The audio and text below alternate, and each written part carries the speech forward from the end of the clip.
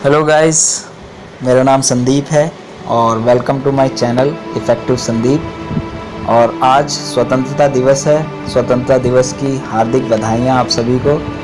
और आज इस शुभ अवसर पर हम यह जानेंगे कि राष्ट्रीय ध्वज यानी तिरंगा किस तरह से फहराना चाहिए और इसके क्या नियम होते हैं।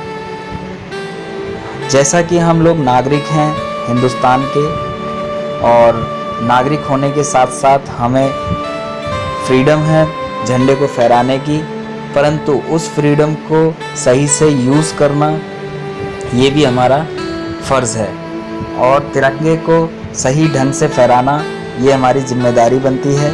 तो चलिए इन नियमों को हम जानते हैं, और सभी बच्चों को भी ये चीज़ें पता होनी चाहिए।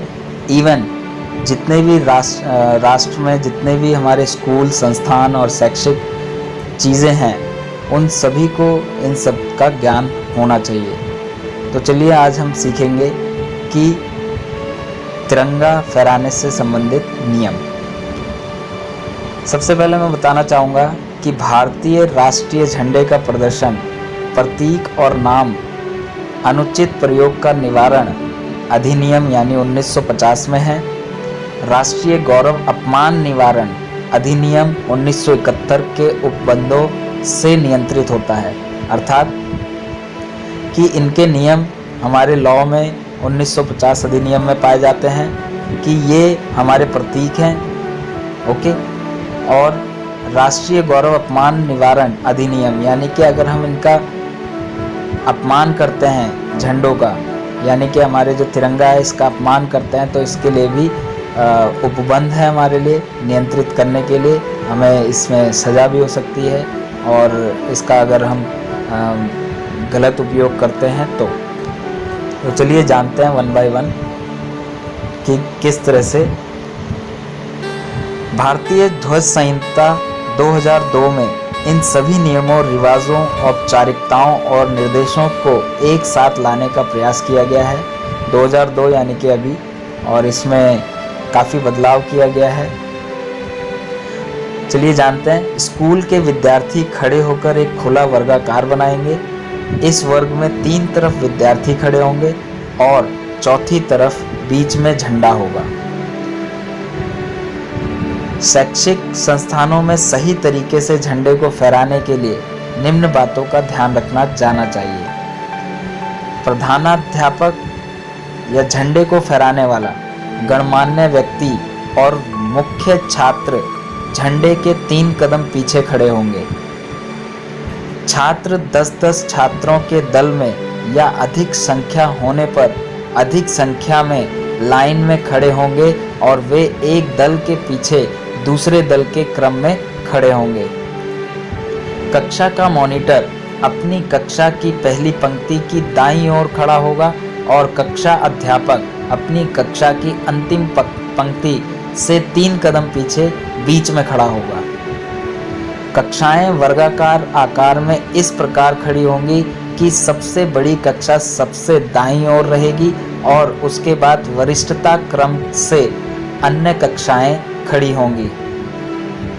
हर पंक्ति के बीच कम से कम 1 कदम या लगभग 30 इंच का गैप होना चाहिए, और कक्षा के बीच में भी समान अंतर का गैप होना चाहिए। स्कूल का छात्र नेता, जिसे परेड की जिम्मेदारी दी गई है, झंडा फहराने के ठीक पहले परेड को सावधान या अटेंशन में आने की आज्ञा देगा, और झंडे को लहराने पर परेड को झंडे को सलामी देने की आज्ञा देगा।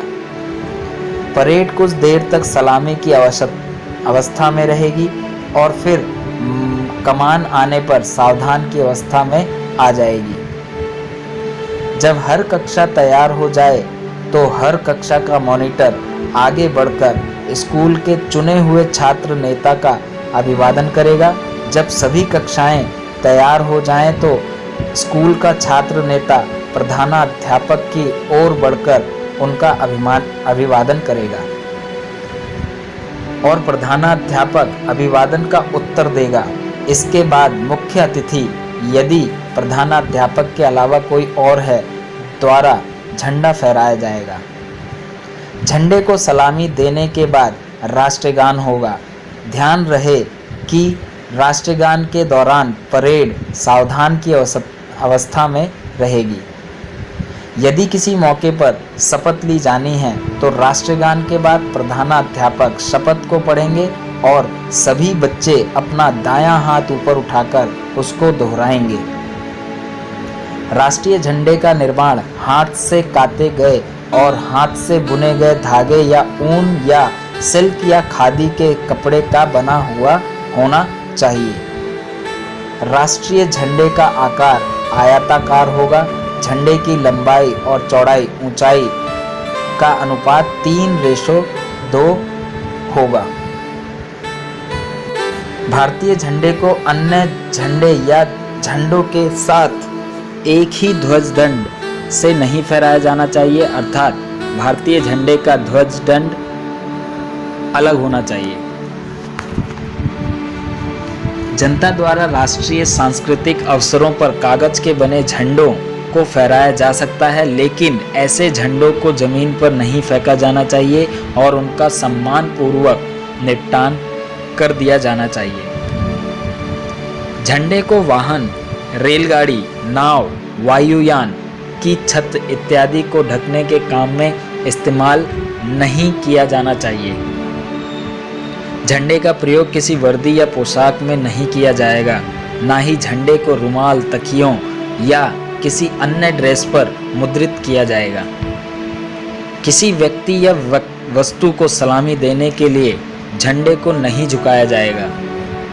जिस जगह झंडे का प्रदर्शन खुले में किया जाता है वहाँ पर मौसम की चिंता किए बिना झंडे को सूर्योदय से सूर्यास्त तक फहराया जाना चाहिए।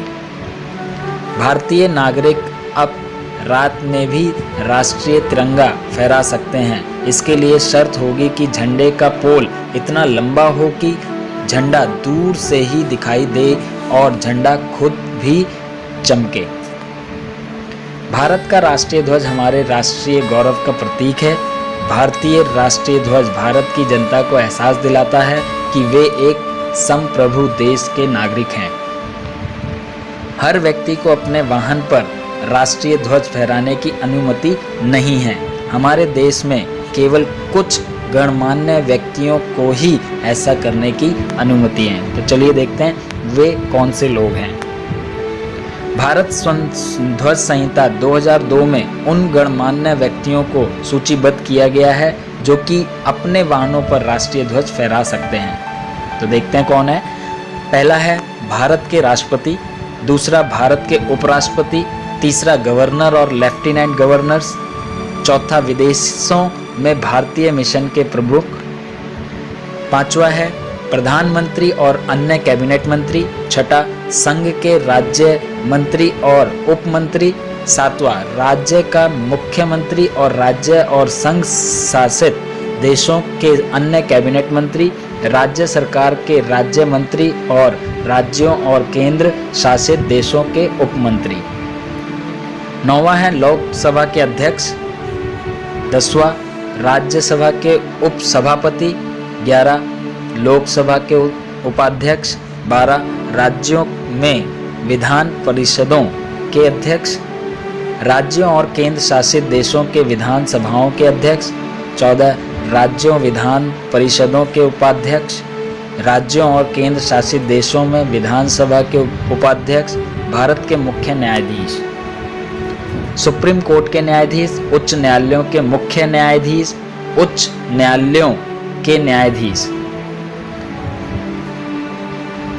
एक और महत्वपूर्ण बात, जब कोई विदेशी गणमान्य व्यक्ति भारत सरकार द्वारा दान की जाने वाली कार की यात्रा करता है तो हमारे राष्ट्रीय ध्वज को कार के दाहिनी ओर लगाया जाता है और विदेशी व्यक्ति के देश के ध्वज को कार के बाईं तरफ लगाया जाता है।